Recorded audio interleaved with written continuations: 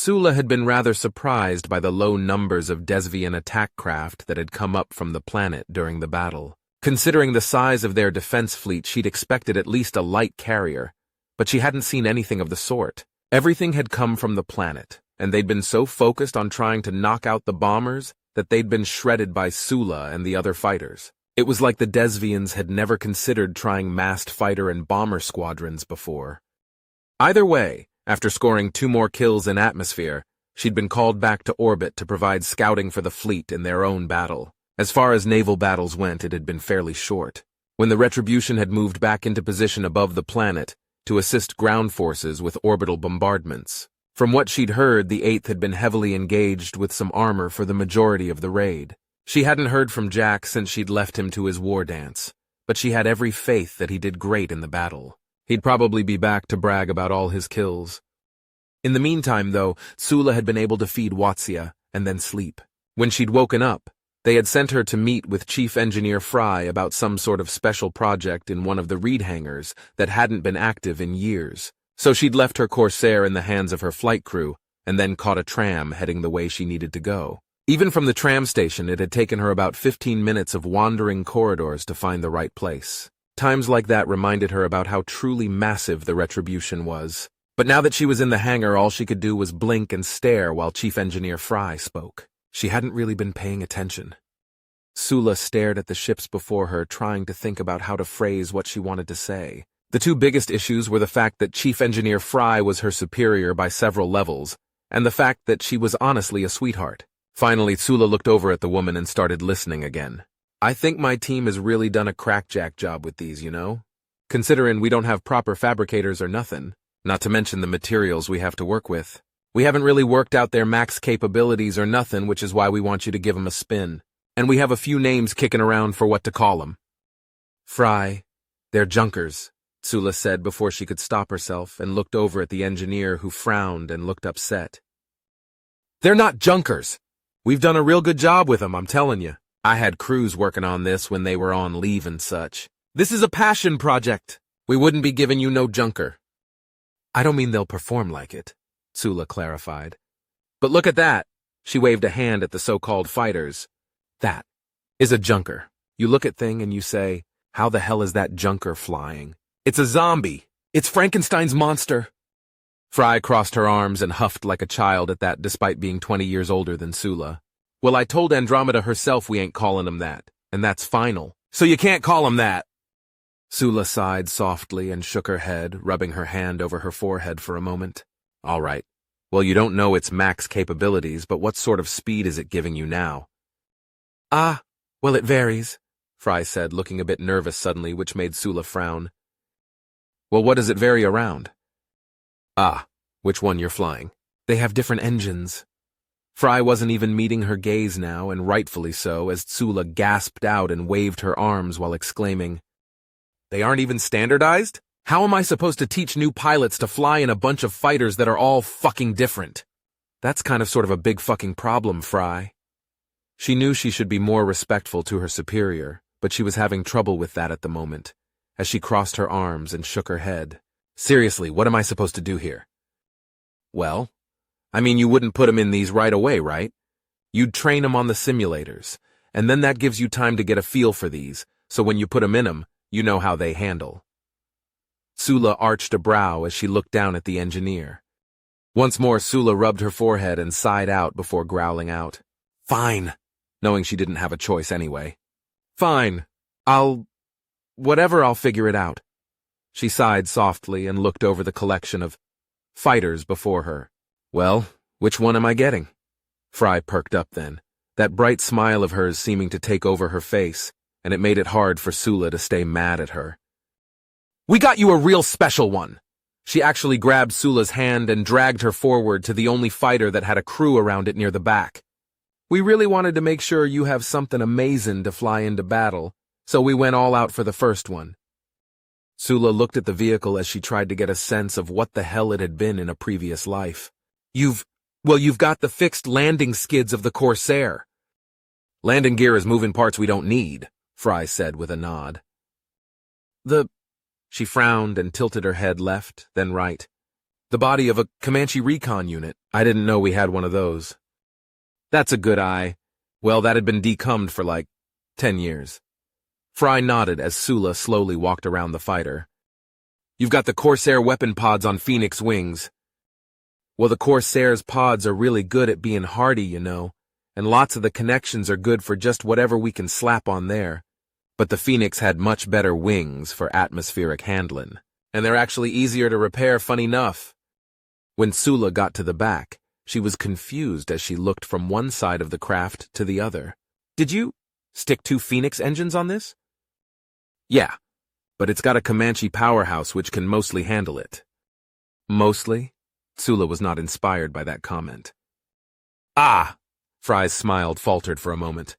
Well, we haven't been able to, properly optimize the Comanche powerhouse, so it's not quite given us what we want. It's kinda hard to balance between engines and the main gun all at once.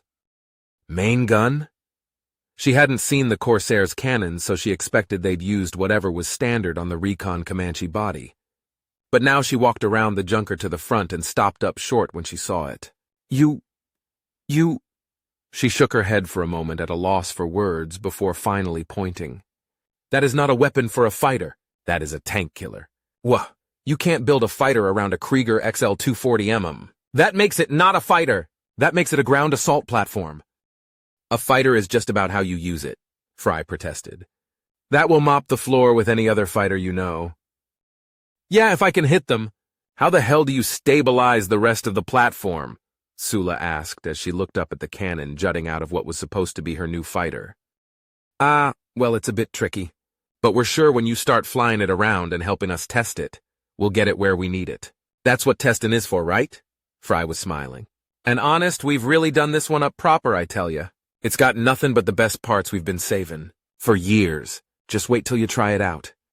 Sula sighed, unable to withstand the engineer's unending optimism. She didn't think it would work, but she was right. They seemed to have loaded it with the best parts of various Confederate parts. Fine. Well, what sort of speed have you guys tested it at so far? She looked at Fry, who had a sort of frozen smile stuck on her face. As she kept quiet for a while, Sula finally gasped. You've never flown it? Well, Fry looked away before looking back, bashfully. None of us are pilots. In theory, it'll be faster than a Yolkeen flash fire. All you gotta do is get in it and try it out for us. One little flight.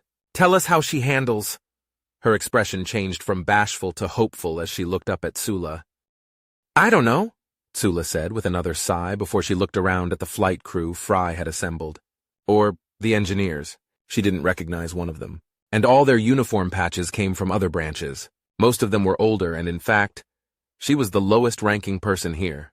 They all outranked her. She also noticed how hopeful they all looked, just like Fry.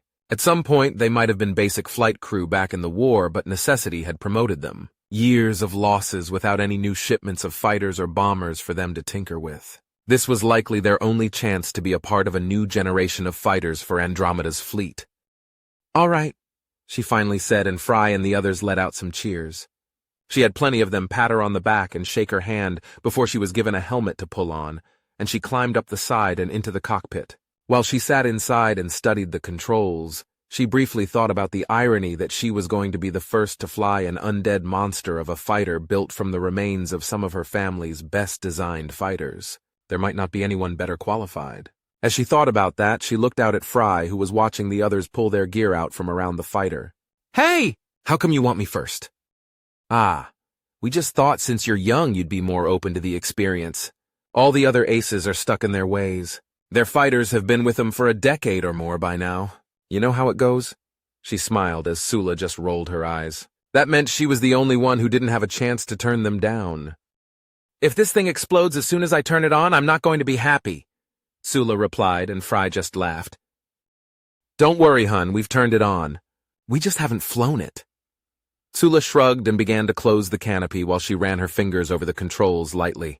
It was a mess. They still had the Recon Comanche's intel suite along the sides, but had to cut out portions of the dash for more weapon readouts, and a much larger power distribution monitor. From what she could tell, if she gave her weapons all the power they needed, she'd only have 50% power to the engines and navigation.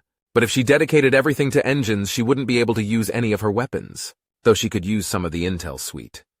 Soon enough, the crew had pulled everything they needed to away from her fighter, and she was clear. So she took a deep breath and cycled the fighter to life. As she watched her gauges, she frowned and gave a few a tap before turning on her comm to talk to Fry. Some of these gauges are sticking. Ah, yeah, that body is a bit old. We'll get those worked on, but that's just a small issue. Don't worry, hun. Sula looked sidelong at Fry outside and shook her head a little as she watched the instruments. Why does this take so long to cycle up? She asked as she watched the systems. Like I said, we haven't been able to optimize it. Small problems, Tsula. Small problems! They're easily fixed.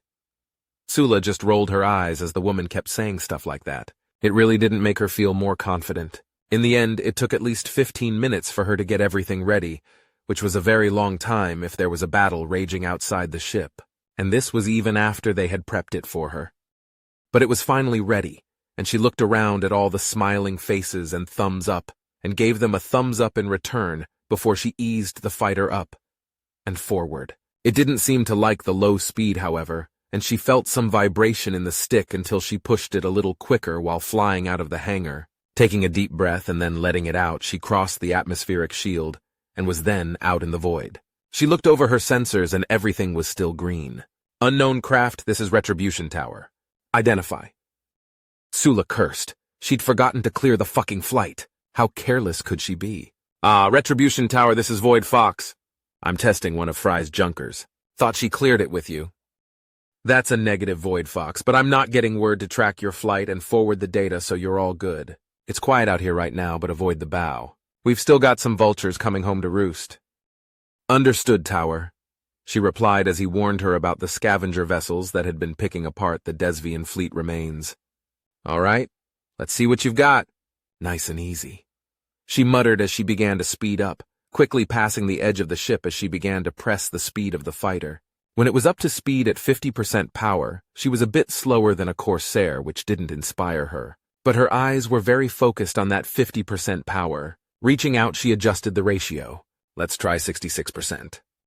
She angled around and began to head back towards the Retribution now, and felt the fighter surge ahead, pressing her back in the seat a bit. She was about as quick as a phoenix now, perhaps a bit more. All right. Not bad, not bad, she muttered and reached out once more. If I hit 75%, I can still use the main gun. As she diverted more power to the engines, she punched it and felt herself pinned back in her seat completely as she gasped out.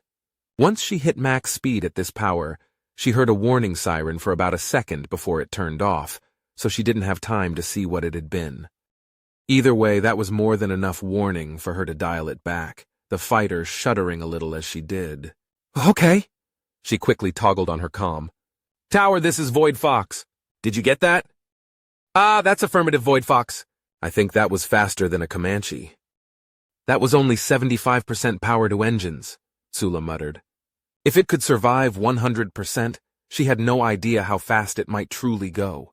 All right, Tower, quick main gun check. She turned the fighter, aiming away from the planet and towards the system's star. Firing! She pulled the trigger and she heard a whine as the gun began to spin, but for a few seconds nothing happened. Maybe it's not low. She didn't get a chance to finish the sentence before it finally fired.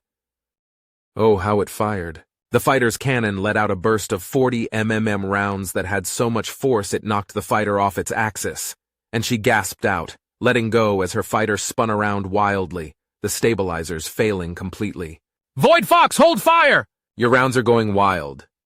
She gripped the flight stick tight as she fought against the spinning and got her fighter under control before turning on comms. Tower, did I hit anything? This thing went wild, blew my automated stabilizers completely with that burst. Checking Void Fox. Shit, I'm getting a query from the bridge and you are being targeted, so don't do anything. I'll get back to you. Sula cursed under her breath and killed the engines completely, letting her fighter simply drift while the mess got worked out on the Retribution. Some fucking fighter Fry had made. Hey, hun, this is Fry. They're patching me into your comm. She heard come on a few seconds later. Some fucking fighter you've made here, Sula barked, echoing the thought she'd had just a minute before. It's good, huh? She asked, missing Sula's tone entirely. Good if you want to get me killed. The main cannon blew the automated stabilizers. Didn't you get the message? Christ! I went spinning wild all over the place. She shook her head. Yeah, they said I'm sorry about that. Got some kinks to work out is all. But it's quick, ain't it? Sula nearly wanted to scream at the engineer for being so fucking optimistic all the time, but she shook her head. Yeah, it's quick. But we need to figure out how I can use the main gun without this thing going berserk on me. I agree. That's what testing is for. Just bring her back on in nice and gentle and we'll work on it right away. That was a great test flight, hun. Sula sighed and slumped a little in her seat. There was no way she could pierce that veil of eager enthusiasm, was there? Understood. Waiting for an all clear, she muttered. It took another minute before she finally heard Tower again. Void Fox, you're good to come back in. Take it slow and easy. Keep your weapons powered down. Far as I can tell, you didn't hit anything with that. But someone on the planet might be having a real bad day all of a sudden. Sula snorted and shrugged. Understood, Tower. Coming in slow! Weapons off! She shifted the power to 50% engines and headed back to the hangar at about half her Corsair's normal cruising speed. It took her a good 10 minutes to get back, but she didn't get shot by the Retribution, so she considered it a good flight. When she was bringing it back in to land, she saw some uniformed soldiers waiting with the others and let out a heavy groan. Even so, she settled the fighter down and completely powered off the main reactor. The cycle down took another 5 minutes before she finally opened the canopy and yanked her helmet off, leaving it on the seat as she climbed over the side. Look, the gun going wild was a complete accident. Fry had never tested it before. I'm not a threat to the fleet. You guys are not necessary, she said to the soldiers. But when they looked at each other, seeming confused, she realized that this wasn't connected. Wait, are those armored cav patches? She pointed to their shoulders. The Major stepped forward then. He was quite tall, pale features, blonde hair. He looked very much like a soldier. Ah, Tsula Morgan. I'm Major Skarsgård. She could see it in his eyes. All of their eyes. No, she said simply and held up a hand before shaking her head. No. Is there a place we can talk? He continued, obviously looking uneasy. But Sula just waved her hands. No, there is no place to talk, because there is nothing to talk about. You and your men are going to leave. Right now, because if you don't leave, I'm going to be pissed, and I need you to go. She pointed to the door, but they didn't move. As they all looked at her, she began breathing much more quickly. She was an ace. She'd been in dogfights. She'd kept her cool dozens of times while being fired upon. So, why was she struggling all of a sudden when no one was firing at her? Please, you're not making this any easier on us. We were all great friends of Jack's. She growled out. You are great friends of his. Her heart was beating hard all of a sudden. She turned away from them, reaching up as if to strangle an invisible person just before her. Then she clenched her hands into fists and pulled them back down to her sides, ignoring the looks she was getting from Fry and her engineers. She forced herself to relax then. She closed her eyes, slowed her breathing, and cleared her thoughts. Once she had gone through her little ritual and calmed herself, she turned to look at the Major once more. What happened? Jack. Lieutenant Irons was tasked with defending a mission-critical bridge against an opposing armored column. They had surprised the 8th and we were bogged down. The addition of a full armored column would have been a disaster. He and his crew stopped the enemy on that bridge. Stopped them cold. We don't have all the details, but by the time the armadillos were able to hit the bridge, none of the enemy had gotten past. However, there was no sign of Jack or his crew. So then he's not dead.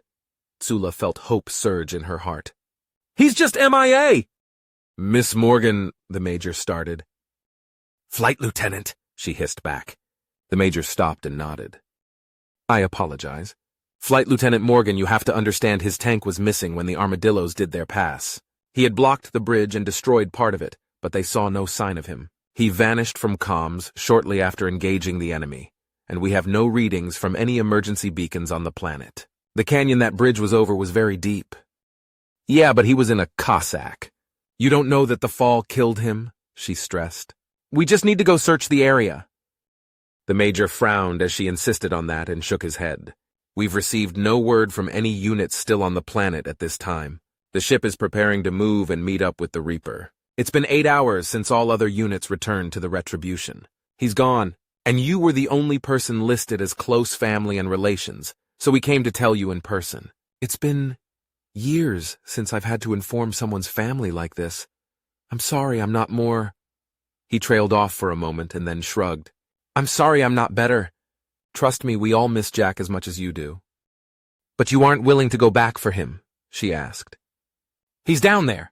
He told me about Sequoia. You think he's dead? He's not. We have to go find him. Fry, you want tests, right?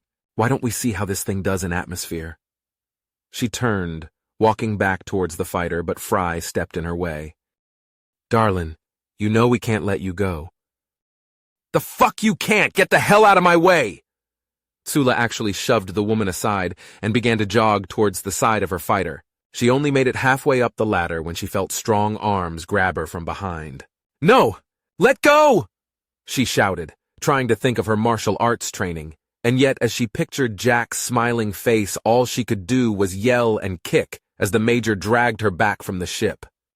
The engineers quickly pulled the ladder away then, and she saw them start popping the engine panels to ensure she couldn't fly the damn thing. When she saw that, she slumped and stopped kicking. Instead, she just hung in the Major's grip. Are you done? He asked. I'm done, she replied.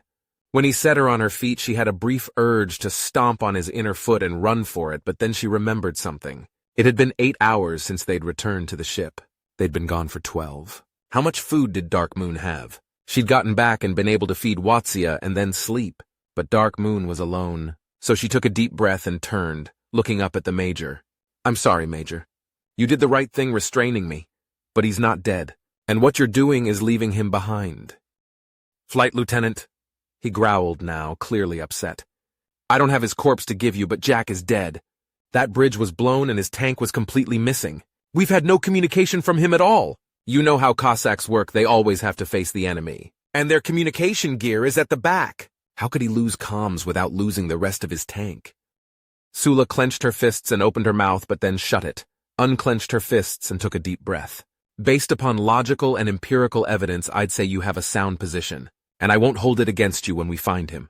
But Jack is not dead, she stressed yet again. The Major crossed his arms, clearly annoyed now. And you know this how? She opened her mouth, closed it, opened it, closed it. She stood there, silent for several seconds before finally speaking again. Because I do.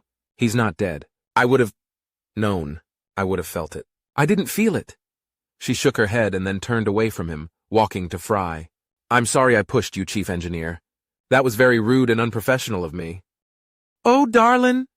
The woman started, but Sula just turned from her as well, walking away before they tried to say anything else meaningless about her loss. She hadn't lost him. He had lost himself. He'd be back. Being lost was temporary for him. That smirking bastard, he'd be back. This was what she knew. This is what she repeated to herself as she walked, and then jogged to the nearest tram. This is what she echoed again and again as the tram took her to the closest stop to his quarters. And this was all that went through her mind as she jogged, and then ran from the tram to his room. When she got to the hall, no one was around.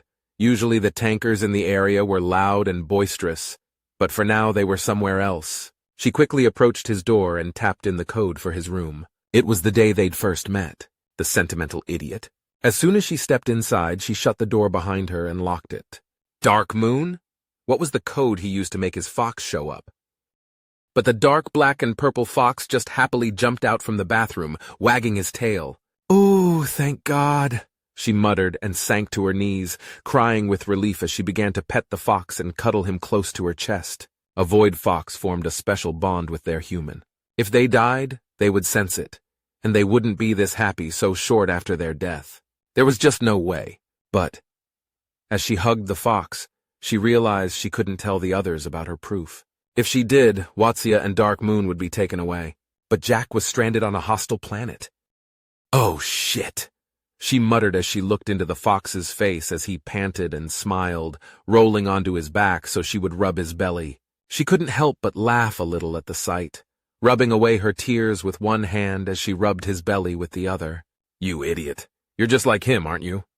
The fox let out a soft bark and then rolled back to his feet, trotting over to his food bowl in the corner. He has the worst concept of secrecy, she muttered. Then she heard knocking at the door behind her. She stood up quickly and looked around.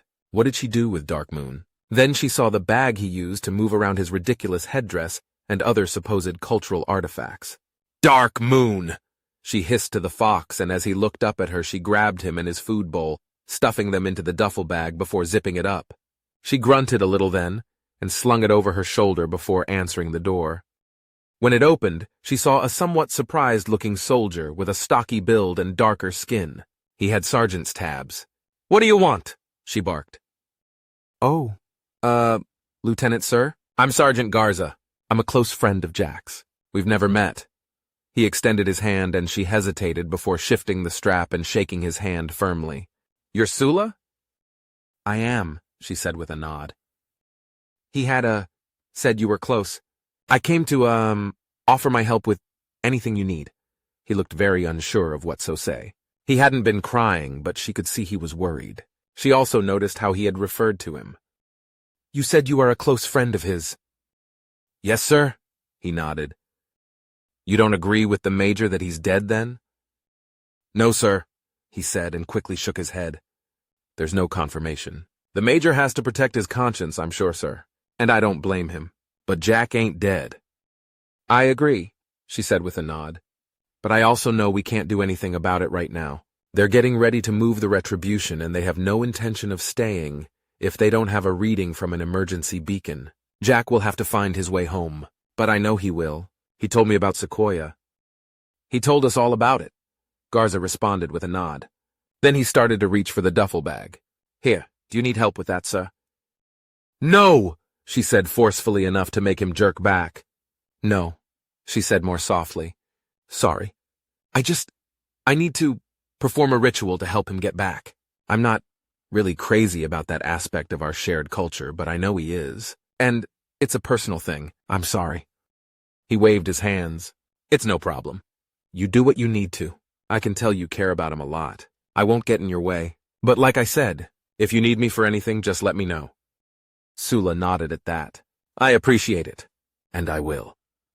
She pressed the button to lock the door behind her and then walked away from the sergeant and down the hall. Once she was around the corner, she gasped and took a few deep breaths. That had been close for her in Dark Moon. Then she stood up straight and nodded to another soldier who passed by. She began walking then, trying to move quickly but not so quickly that it looked odd. A purposeful and directed pace is what she was aiming for. It took her 15 minutes of walking like that to get to the enclosure she and Jack had for their so-called cultural activities. She punched in the code to the door and as usual locked it behind her when she was standing in the fake American Southwest. Now she could let out a heavy sigh and set the duffel bag down, opening it up as Dark Moon jumped out and then shook all over as if to stretch out. "You were a good boy in there." "Not a peep. I guess that idiot has trained you well." She shrugged a little. Then she took his food bowl over to the fake boulder Jack and her had replaced. Inside was a store of food they had for their foxes, and she quickly loaded the bowl up with some meat scraps and dried food for the fox to start chomping on. As the fox ate, she walked over to one of the wood benches next to the fire pit and sat heavily on it. What the hell was she going to do? She needed to help Jack, didn't she? But he loved Dark Moon and she loved Watsia. She looked over at the fox chomping at the food. He was proof Jack was alive. There should still be a few hours before they move. Jack had to find a way to get word to the retribution to send him help. She could give him a few hours at least. Until then, what did she do with Dark Moon? She slowly looked around the enclosure they were in. Who else had a code to it? Jack? Did anyone else? For as long as they had been coming here, she'd never met anyone else who used it. She still felt like she should do something. Anything. Then her eyes fell on his duffel bag. She walked over to it then and opened it up, seeing the outrageous headdress he had in there. For a moment she studied it before looked over at the fire pit and smiling. Pulling the thing on over her head, she had to adjust it and tie it tight since it was a bit big. Then she walked over to open the fake rock at the edge of the fire pit. "Let's see what we've got." As she began to scroll through his music, she let out a disapproving sigh. Why did it have to be so heavy on the metal and rock? Didn't he have anything a bit more relaxed? She started to check the playlists then, noticing he had a war mix, a war dance mix, and even something called an assault mix. Then she paused at the next playlist. Tsula time. Short skirt, long jacket, and, oh, it's a sex mix. She couldn't help but let out a soft laugh as she looked at the other songs he had in that playlist. He thought highly of his chances with her. Then she found another playlist, Songs to Bring Me Home. She paused before finally tapping on it to see what was inside. It was an unusual mix of songs that she hadn't quite expected considering what he normally listened to. They must have some sort of meaning to him, though perhaps he hadn't finished setting it up. The second song was just called Song 2. That was strange. There was a song on there titled Ulysses. She was a bit surprised that colossal moron had even heard of the Odyssey. Wheels, Highway to Hell, Float On, One More Time, This Fire, The Great Escape. She stopped muttering the song names while scanning the list and finally just shrugged. A lot of the songs weren't what she expected from him, but she decided she was just going to go with it. She turned the fire pit on and quickly got one of his so-called spirit fires going. As she did, Dark Moon trotted over and looked up at her. "You're the expert here," she said to the fox. "We're going to try and get Jack back, so I'll need your help. He did say it's more about the passion than the form, so hopefully this works." She was about to start the music when she looked down at her flight suit. While it was the only clothes she had besides her underwear, it didn't feel right somehow. Looking around for a moment at the locked door, she then looked back at Dark Moon. "Our secret okay?" She quickly took the suit off, standing in the dry, dusty dirt in her bare feet and underwear. This felt better somehow, so she finally pressed play on the music. She was surprised as the beat started up and the lyrics quickly began. "Anybody lost looking to get found, know it when they hear the champion sound." She was hesitant at first as she started to move to the beat, but then she saw Dark Moon actually jump around as if he was dancing, and with a laugh she began to get more into it. She highly doubted this Who performance was doing anything to help Jack, but it was helping her, and perhaps somehow this small act just might reach out across the void and guide her friend home.